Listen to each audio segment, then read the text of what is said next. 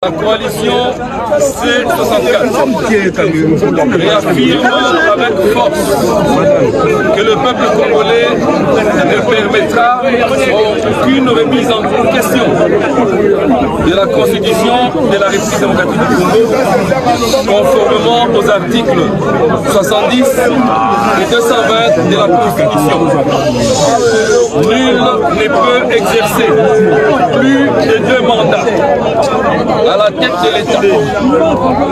Le respect de la Constitution demeure la condition indispensable de la paix, de la stabilité, de l'unité nationale et de l'alternance démocratique.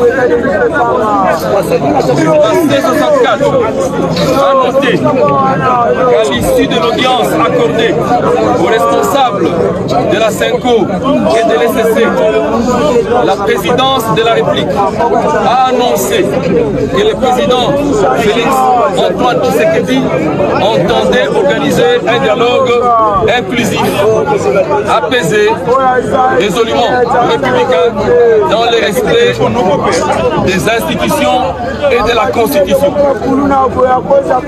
La coalition C64 prend acte de cette déclaration et demande que le dialogue national inclusif soit officiellement convoqué dans les délais les plus brefs pour permettre à la nation d'aborder dans un esprit de responsabilité et de vérité les causes profondes de la crise que traverse notre pays. L'agression extérieure et l'insécurité persistante dans l'Est de la République, la crise de gouvernance, les difficultés économiques et sociales, ainsi que les réformes nécessaires à la réunification du territoire national, la consolidation de la paix et de la démocratie dans le strict respect de la Constitution.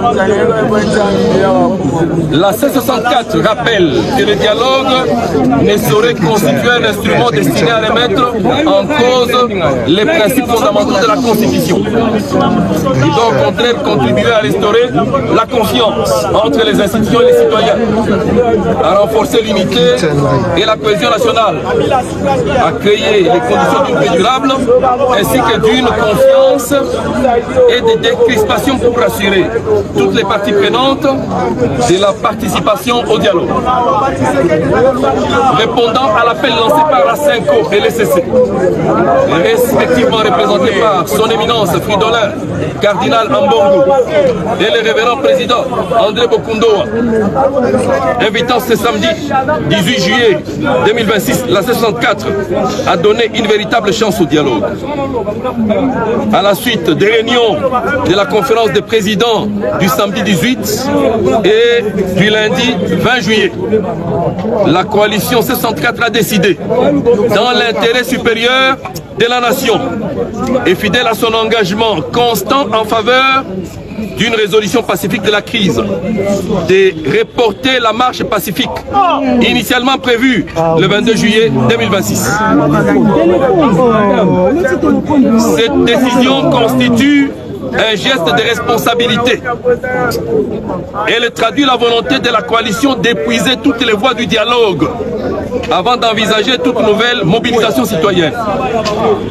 Elle ne saurait être interprétée comme un renoncement à la défense de l'ordre constitutionnel, ni comme un affaiblissement de sa détermination. La responsabilité de la suite du processus repose désormais sur Félix Tshisekedi et son régime.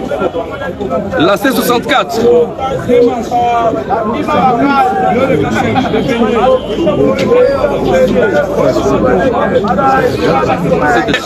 de la suite du processus repose désormais sur Félix